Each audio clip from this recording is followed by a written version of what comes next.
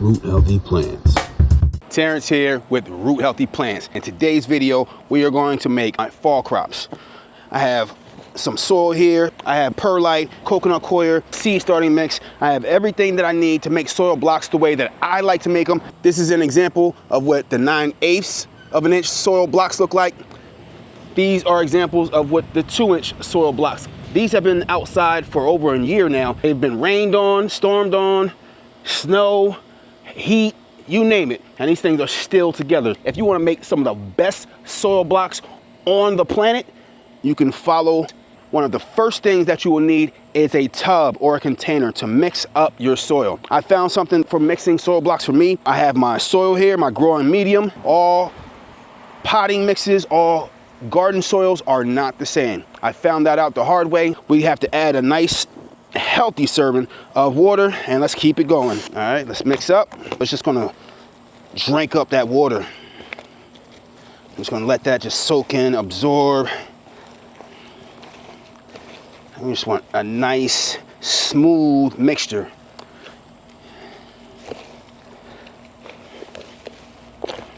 We want it to be like a thick mud. If I feel for any like sticks and big chunks of wood, I'm just gonna toss those out. Why do I like soil blocks over cell trays?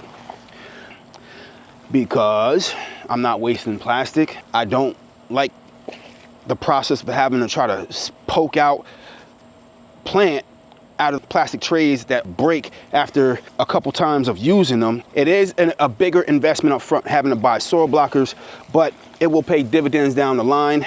If you take care of your soil blockers, they should probably outlive you. I take care of mine. I have 2 here. This one is my trusty soil blocker that I like the most, and it's due to its design. I like that spring there. It is a little squeaky, but that's old trusty right there. That made a lot of soil blocks for me. I'm going to add in some coconut coir. There's a difference between finely ground coconut coir and coconut coir that you might get that comes in like bigger chunks. And I bought that by mistake. It just does not work well for doing soil blocks. This is finely ground coconut coir. This breaks up into like a dust almost. This is part of my secret recipe that I'm now revealing to y'all on the internet. Somebody told me, you're making yourself sound old by saying the internet. I guess I'm old. Add in a bit more coconut coir here. Eyeball the work. That's about good on the coconut coir. And now we're gonna add in some perlite. I'm just gonna mix that up. Some perlites come a little bit more fine and some comes a little bit more rocky. This batch right here is a bit more rocky, breaking down to bigger chunks for the most part. I'm gonna evenly distribute it. So this feels about good. You don't really see all that white like before when I just added the perlite.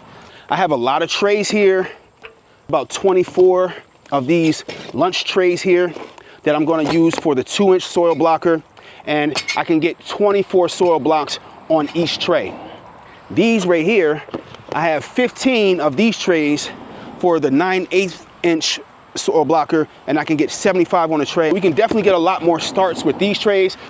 I don't want to put certain types of seeds and plants on these because certain things just need more root space. Let's talk about the difference in these 2 soil blockers, because this one is a newer one for me. I just started using this year. This one was more expensive than this one.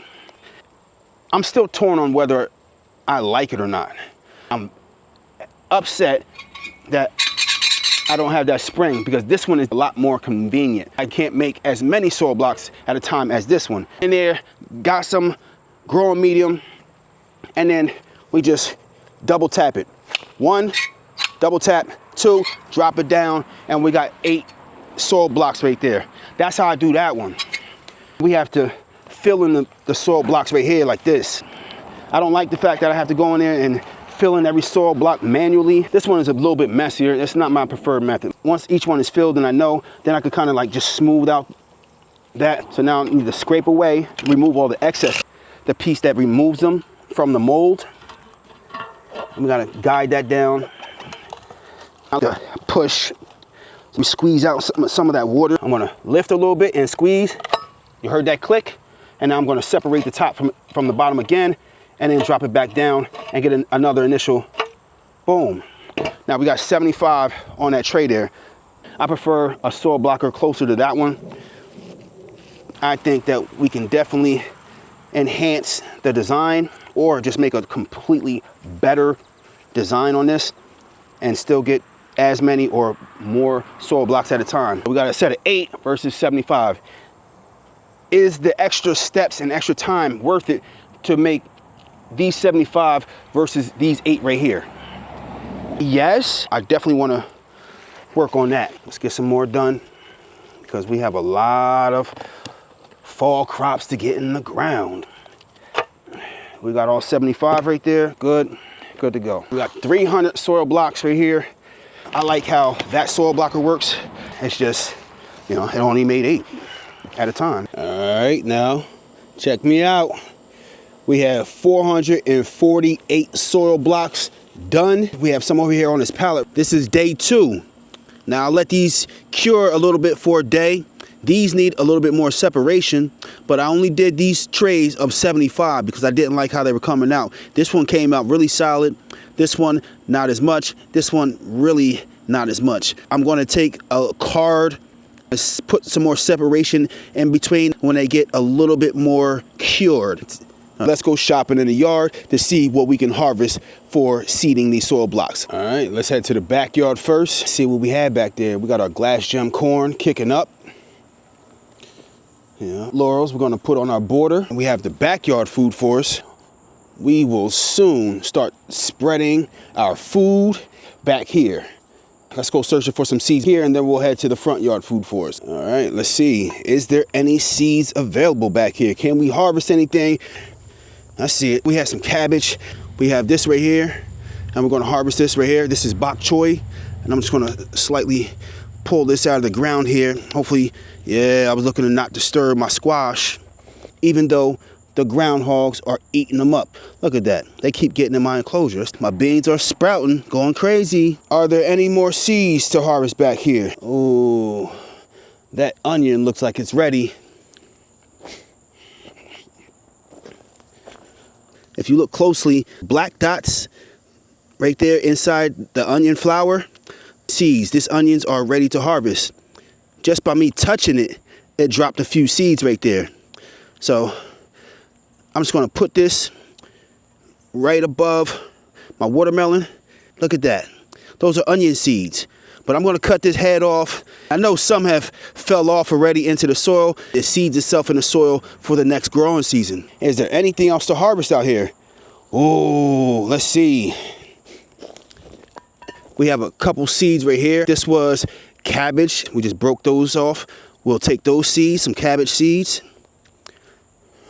What else? Oh, look at that right there. It's already tipped over for me. We have some more pods right there. These are cabbage also. Let's cut this off. We'll take these seeds right here. We got squash coming in. Squash is kicking up. We got some ripe peppers going on in there, doing their thing. Oh, we got some yellow pear tomatoes, cherry tomatoes. We got peppers in there amongst all that squash. Some ripeness.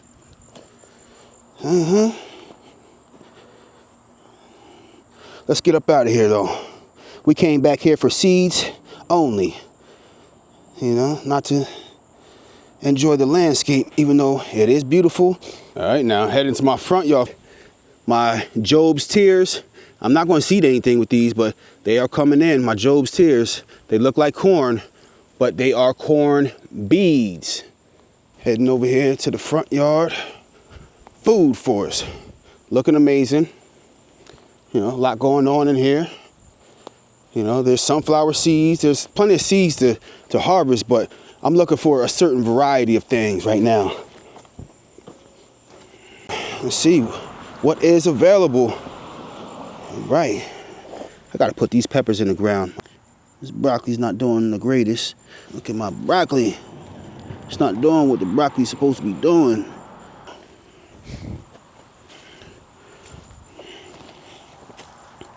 I came out here for seeds.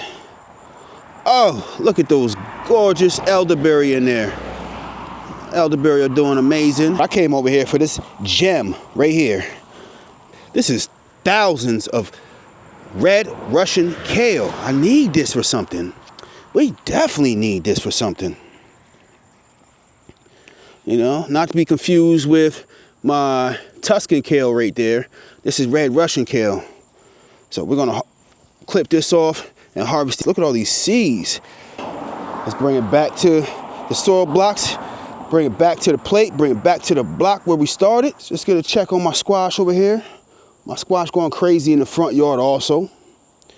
You know? What we looking like? Yeah, we're doing all right over here. Look at my nectarines.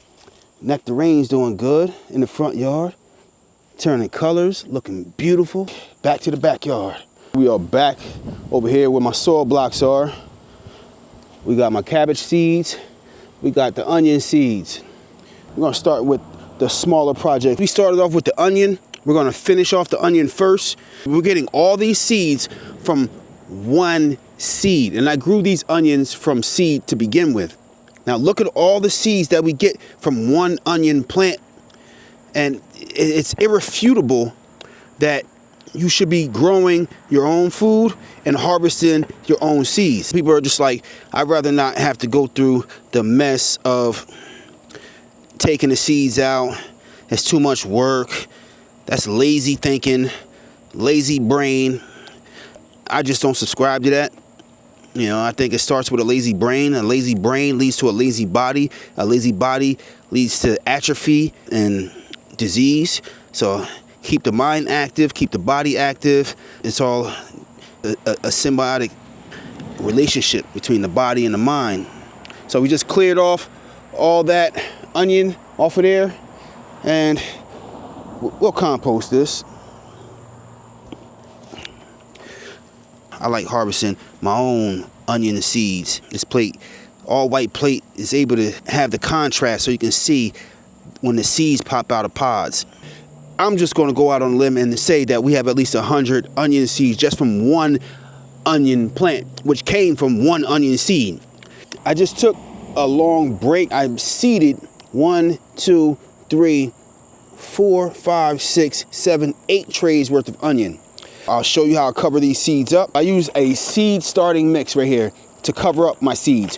Why do I use a seed starting mix instead of just regular garden soil like I did with making these soil blocks? That is because the seed starting mix is light, because I want no problem with my seeds poking through that growing medium. But something like lettuce, onion, or something that may be a little bit less strong, you're going to have a harder time with covering it up with garden soil. So it's just best to start with something really light and airy, and then I'll just take some, like a dusting of this seed starting mix, and just cover that up just like that.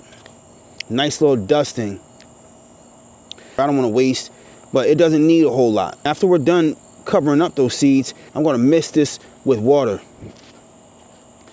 You definitely want to mist it first because you want it to seep in there, and you're going to have a harder time trying to let that water soak in to the seed starting mix and permeate into where it gets the seed moistened if you just start with a shower. You can't go from fully dry to just super hydrating. The water is just going to bead right off. So that's an issue that if you haven't learned, if you go and try that on your own, you'll find out. You'll find out fast. And I've done it. That's how I can speak on it. So I'm helping you understand why you're doing what you're going to do. You need understanding. We're doing our due diligence. I bumped my head. I bumped my head so many times so you don't have to bump your head. I'm just asking you to execute, help yourself, help your family, grow your own food, pass along the word. Everybody do their part. Each one teach one. You need to grow this garden community, grow what you eat community, the food forest community, you know, however you want to word it. The back to bartering community. Because some of this stuff I think is like a lost skill, a lost art. You can't eat if you don't have food. Why are we not teaching the things that are essential to human life? We got a little bit of rain coming, a 45% chance of rain. Hurricane Erin coming through. Yes, we are not here to play games. We are here to make progress and be successful. Grow your own food. This is my process. We have a bunch of soil blocks, AKA mud cakes, AKA your future, your food, your dinner table.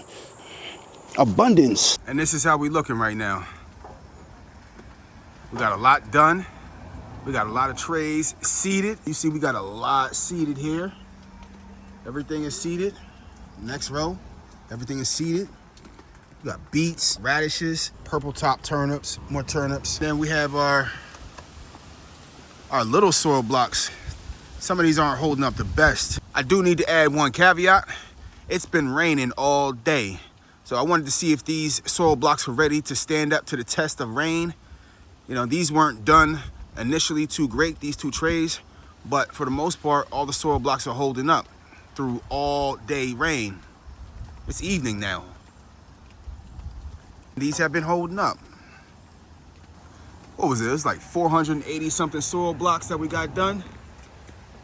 All right, it's time to get some more stuff seeded, make some more soil blocks, and keep it moving. We got a lot of stuff to grow. I appreciate y'all for watching, tuning in. If there's any questions, please put it in the comment section. I will get back to you promptly. If you have any requests, different types of things that you want to see me do, let me know and I'll make that happen. Subscribe if you haven't already. Please give me a thumbs up, because if you got this far, you liked the video, you saw some value in it. I'll see you on the next one. Let's do it. Keep it growing.